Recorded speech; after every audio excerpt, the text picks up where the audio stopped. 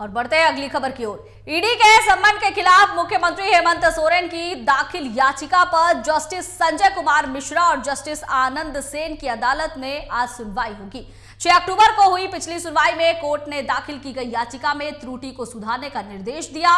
साथ ही सुनवाई के लिए 11 अक्टूबर की तारीख निर्धारित की थी। सीएम हेमंत सोरेन की ओर से उनके दिल्ली के अधिवक्ता पक्ष रखेंगे। आपको बता दें कि भूमि घोटाला में मनी लॉन्ड्रिंग के तहत जांच कर रही ईडी सीएम सोरेन को सम्मन भेजकर पूछताछ के लिए बुला रही है, लेकिन वो इसे गैर कानूनी बताते हुए हाजिर नहीं हो रहे हैं। तो बता दें कि सीएम ने ईडी की शक्ति को हाईकोर्ट में चुनौती दी है और आज उस मामले पर सुनवाई होनी है। हालांकि पिछले सुनवाई में कोर्ट ने आदेश दिया था कि जिस तरीके से उन्होंने याचिका दायर की है उसमें सुधार की जरूरत है और इसके बाद आज एक बार फिर से सुनवाई होनी है। और इस सुनवाई में सीएम हेमंत सोरेन की ओर से दिल्ली के अधिवक्ता पक्ष रखेंगे। और बता दें कि भूमि घोटाला में मनी लॉन्ड्रिंग के तहत जांच कर रही ईडी सीएम सोरेन को सम्मन भेजकर बार बार पूछताछ के लिए बुला रही है, लेकिन सीएम हेमंत सोरेन ईडी के बुलावे को गैर कानूनी बता रहे हैं। तो ईडी के सम्मन के खिलाफ मुख्यमंत्री हेमंत सोरेन की दाखिल याचिका पर आज सुनवाई होनी है। पिछली सुनवाई में कोर्ट ने दाखिल की गई याचिका में त्रुटि बताई थी और इसके बाद आज यानी 11 अक्टूबर की तारीख दी गई थी, जिसके बाद आज एक बार फिर से हाईकोर्ट में सुनवाई होनी है। सीएम की ओर से उनके दिल्ली के अधिवक्ता पक्ष रखेंगे।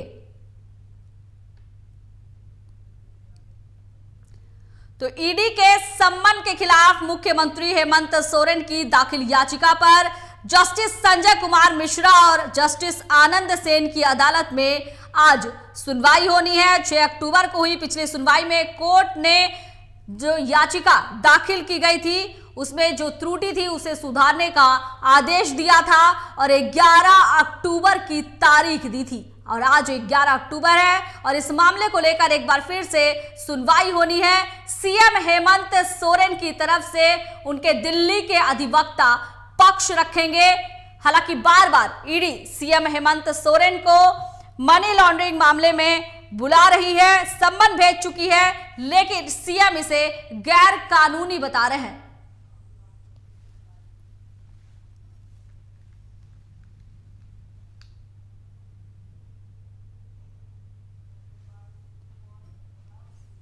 और इस मामले पर ज्यादा जानकारी के लिए हमारे साथ जुड़ चुके हैं संवाददाता राहुल। ईडी की याचिका, ईडी जो बार बार सम्मन भेज रही थी सीएम हेमंत सोरेन को, उसे चुनौती देते हुए सीएम ने हाईकोर्ट में मामला दायर किया है और आज एक बार फिर से सुनवाई होनी है। दिल्ली के अधिवक्ता उनकी तरफ से पक्ष रखेंगे। पूरा मामला जो है अब हाईकोर्ट में चला गया है और हाईकोर्ट का जो निर्देश होगा इसके बाद ही तय हो पाएगा कि सीएम हेमंत सोरेन क्या सचमुच ईडी कार्यालय जाएंगे या नहीं। देखिए, मुख्यमंत्री हेमंत सोरेन की ओर से झारखंड हाईकोर्ट में रिट याचिका दायर कर ईडी की शक्तियों को चुनौती दिया गया था और उम्मीद जताई जा रही थी कि हाईकोर्ट में सुनवाई होने के बाद मुख्यमंत्री हेमंत सोरेन को राहत मिलेगी। और अभी तक की अगर बात करें तो इससे पहले जो सुनवाई हुई थी उस समय मुख्यमंत्री के अधिवक्ता की ओर से बहस करने के लिए समय मांगा गया था और कोर्ट ने उनके आग्रह को स्वीकार किया था और अब 11 तारीख को यानी आज सुनवाई होनी है। दिल्ली के वरीय अधिवक्ताओं को ईडी की जो केस किया गया है, जो याचिका दायर की गई मुख्यमंत्री की ओर से, उस याचिका पर सुनवाई की उम्मीद जताई जा रही है और बड़े अधिवक्ता इस कोर्ट में अपेयर होने की उम्मीद जताई जा रही है। तो एक तरह से हम कह सकते हैं कि आज का दिन मुख्यमंत्री के लिए खास होने वाला है। मुख्यमंत्री हेमंत सोरेन को लगातार 5 बार ईडी ने समन जारी कर चुकी है। उन पे आरोप है कि उन्होंने जमीन घोटाला और मनी लॉन्ड्रिंग किया है। हालांकि अब ईडी की शक्तियों को चुनौती देने वाली याचिका पर झारखंड हाईकोर्ट में आज से सुनवाई शुरू हो रही है और आज सुनवाई में क्या कुछ खास होने वाला देखने वाली बात होगी। हालांकि चीफ जस्टिस संजय मिश्रा की खंडपीठ इस पर सुनवाई करेगी और 40 नंबर पे केस लगा है। अगर लिस्टिंग की हम बात करें तो उम्मीद जताई जा रही है कि दोपहर तक इस मामले में सुनवाई होगी और हो सकता है कि कोर्ट इसमें कुछ अपना फैसला या निर्देश ईडी को दे या मुख्यमंत्री हेमंत सोरेन को दे, क्योंकि आज जो बहस मुख्यमंत्री हेमंत सोरेन की ओर से होगी। हो सकता है कि कोर्ट अगर समय दे, खंडपीठ अगर समय दे, तो ईडी भी अपना पक्ष रखे। लेकिन फिलहाल की जो जानकारी निकल के सामने आ रही है कि आज सिर्फ और सिर्फ मुख्यमंत्री हेमंत सोरेन की ओर से बहस की जाएगी और ईडी हो सकता है बहस के लिए वक्त की मांग करे। हालांकि ईडी लगातार ये कहती आ रही है और ईडी से पहले भी कोर्ट में अपेयर हुई थी, और जिस तरीके से 5 बार समन जारी करने के बाद भी मुख्यमंत्री हेमंत सोरेन नहीं गए थे, उसके बाद से मुख्यमंत्री के तेवर तख्त दिखाई दे रहे हैं। अब देखने वाला बात होगी कि जब आज झारखंड हाईकोर्ट में सुनवाई होती है तो मुख्यमंत्री को कितनी बड़ी राहत मिलती है, या ईडी को क्या कुछ निर्देश दिया जाता है, ये सारी चीजें होंगी। लेकिन आज की जो बहस है काफी खास होने वाली है। जी राहुल, इससे पहले जब बार बार ईडी की तरफ से सीएम को सम्मन जा रहा था, उस दौरान सीएम ने कहा था कि वो आदिवासी है, इस वजह से उन्हें परेशान किया जा रहा है। और केंद्र सरकार की ये नीति रही है कि वो विपक्ष को लगातार ईडी सीबीआई के थ्रू परेशान करती है, और इस पर कह सकते हैं कि बीजेपी ने भी पलटवार किया था। तो वार पलटवार का दौर जो है हम लगातार देख रहे हैं। हाँ जी, बिल्कुल वार पलटवार का दौर जारी है। आप देखेंगे जैसे याचिका टूटी थी तो बीजेपी के जो प्रदेश प्रवक्ता हैं प्रफुल्ल नाथ साधु, उन्होंने प्रेस कॉन्फ्रेंस कर दी थी और उन्होंने कहा था कि त्रुटियों को दूर नहीं किया जा रहा, क्यों त्रुटि दी गई। हालांकि उस दिन सुनवाई के दौरान भी जब पहली सुनवाई इस याचिका पर हुई तो उस समय भी उनकी याचिका में जो त्रुटि थी उसे दूर नहीं किया गया था। हालांकि अब उम्मीद जताई जा रही कि आज तक दूर कर ली गई होगी, लेकिन जिस तरीके से मुख्यमंत्री हेमंत सोरेन के तेवर है उससे देखकर अंदाजा लगाया जा सकता है कि मुख्यमंत्री कहीं से भी नर्म नहीं पड़ने वाले हैं। और ईडी के जो 5 समन जारी किए गए उसके बाद भी उनके किसी तरह की सेहत पे असर नहीं पड़ा और लगातार कोर्ट का रुख करते दिखाई दिए।